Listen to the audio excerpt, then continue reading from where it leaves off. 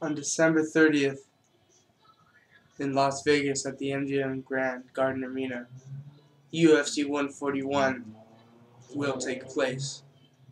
Alistair Overeem versus Brock Lesnar. Shit will get real. Hey guys, so alright. This is Skis here with my good friend Boss Man. Here to bring you the pre-fight show for UFC 141, Lesnar versus Reem. This is a very good card we have here. Yep. Let's jump into it with our Facebook fight. Facebook fight. We got Jacob Christmas Volkman taking on and welcoming back Efrain Escudero. Efrain Escudero making his comeback to the UFC. You know, he's a Season 8 lightweight winner Of the Ultimate Fighter. Team Nogueira. Winning that, you know, he's done pretty good outside, you know, 5-1, you know. He's done all right. He's a very good wrestler, good grappler, a lot of pretty good submissions, you know. Yeah, but he's taking on a tough guy. Yeah, Volkman, since dropping to lightweight, he's 4-0. He's shown a dominant wrestling, a very strong top game. He out-wrestled Danny Castillo in his last fight, so he may not look like a winner, but he's got some talent. So, you know, and Escudero, like, he didn't really impress me much in what I've seen from him inside the octagon. So in this fight, I gotta go Volkman by unanimous decision. I'm gonna have to go Escudero by submission. Yeah, Volkman's gonna win, and Escudero's gonna get sent packing again. Well, let's see. Next fight is the Spike prelim. We're thinking it's on Spike. Well, I believe it's on Spike. Yeah. Anthony Njokuani versus Danny Castillo. This is a grappler versus striker matchup. Similar to the main event. Yeah. Danny Castillo, you know, he's coming off a win against Shamar Bailey, you know, dominating him, just tossing him around like a rag doll and pounding him out for the win.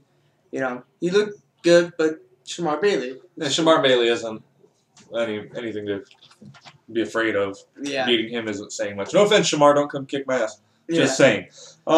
He's taking on a very good kickboxer in Anthony Njokuani. Njokuani in his last fight, he gave the beating of a lifetime to Andre Winter. He dominated him. We ran into him. We were at the event. We ran into Andre after the fight was over, and he looked like Frankenstein, just beat down.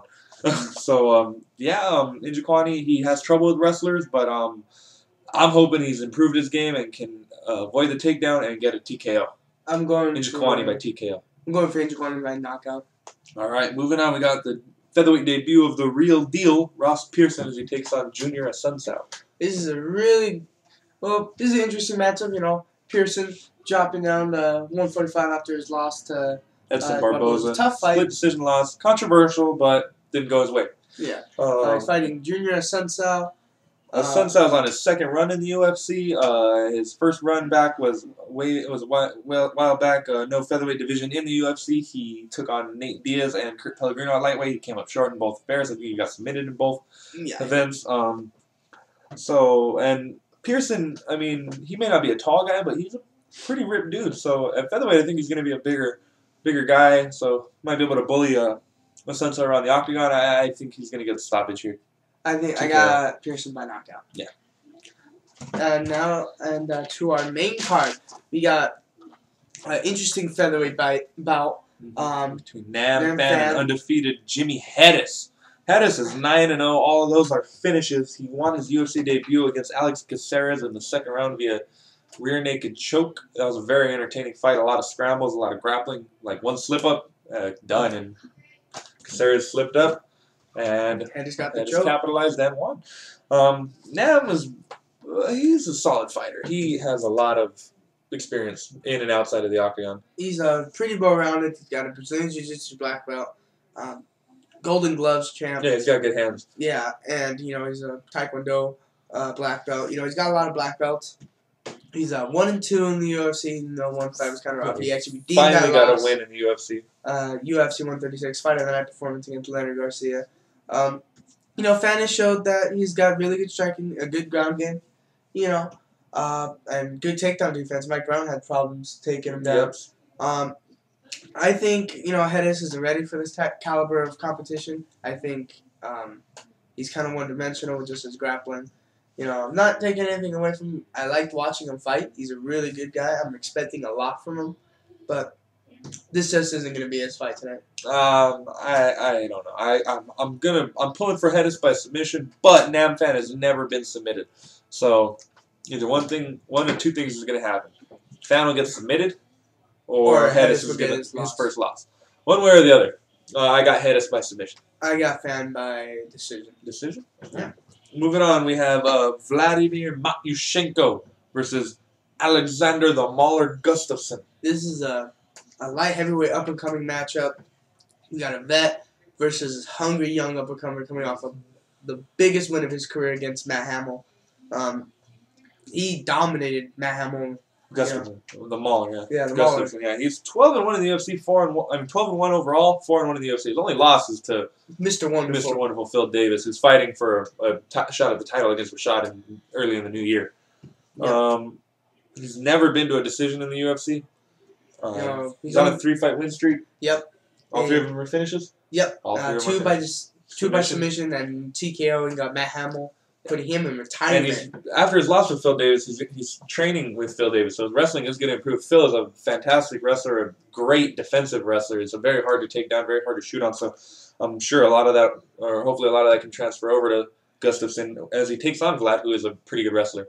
Yeah, Vladimir Matyushenko showed in the past the power in his hands in his last fight. First off, oh God, he just took care of business. Knocked Brills out in 20 seconds. He had somewhere to beat clearly that night. He didn't want to be there in Toronto. Maybe he was double parked outside. Maybe something like that. And the sad thing was, I was going for Brills.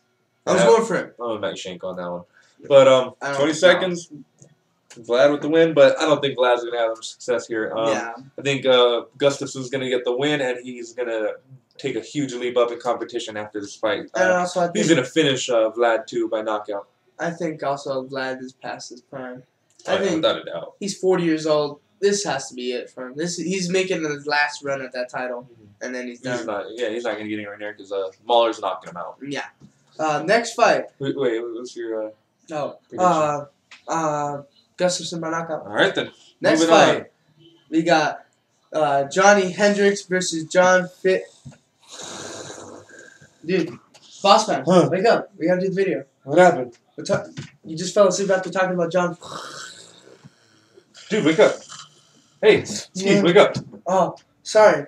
What are we talking about again? We're talking about Johnny Hendricks and John. This man's known by many names. The Blanket, Smoke Break.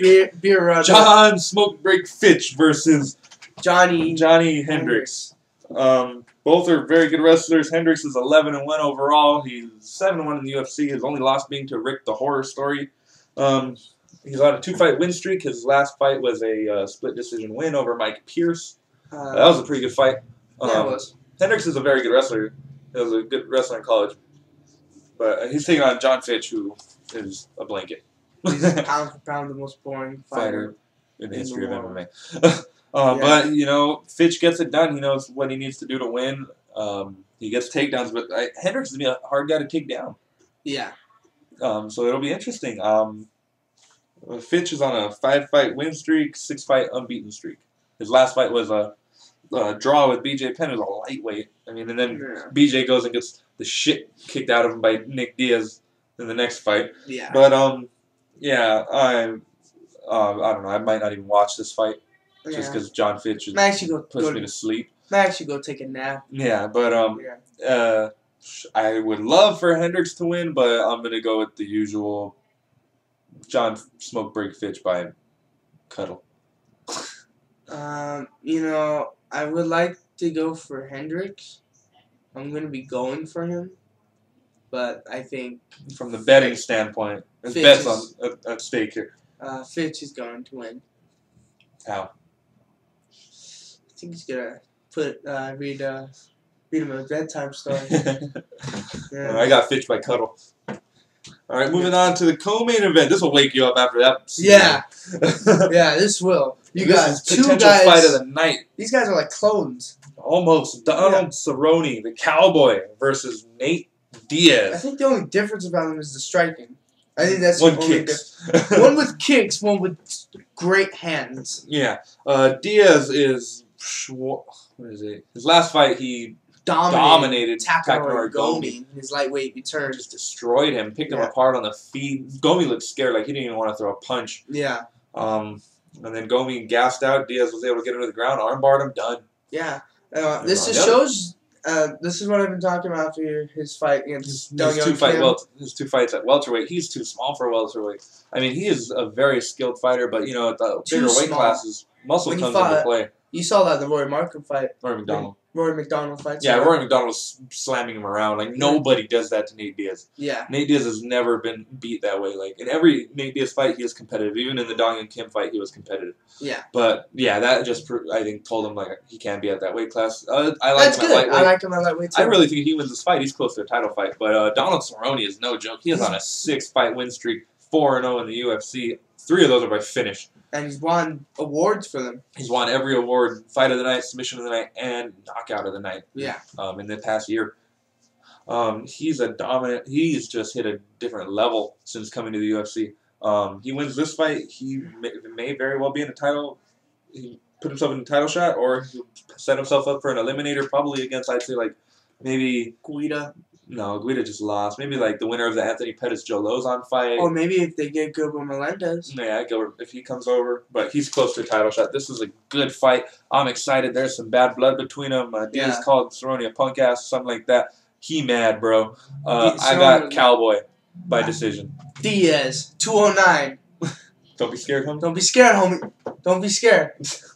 Cowboy. Cerrone. And, Diaz. Sorry.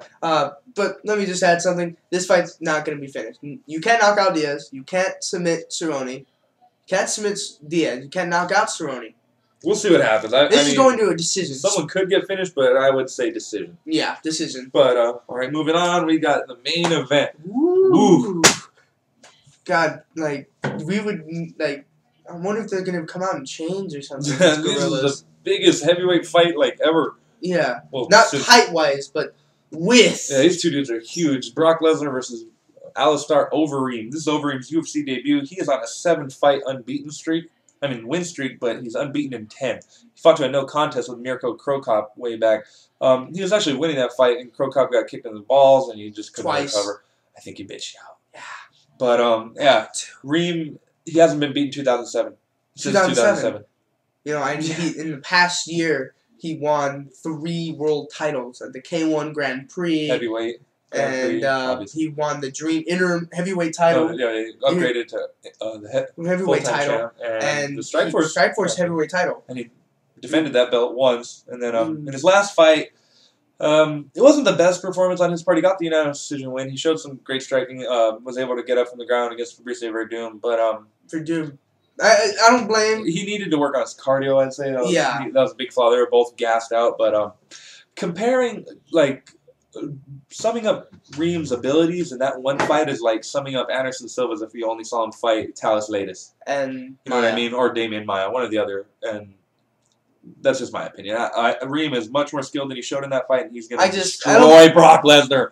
Screw you, Brock. Yeah, it's not his fault in that fight against Verdum. No, it really isn't. Verdum's fault. He ran away the whole time. Brock's coming off another diverticulitis incident, so he hasn't fought in a while. We'll see how that affects him. I don't think Brock wins. I think he gets knocked out, and he's probably going to retire. Reem by knockout in the first round. Let me explain how this fight's going to go. They're going to stand around for a second, throw a couple jabs.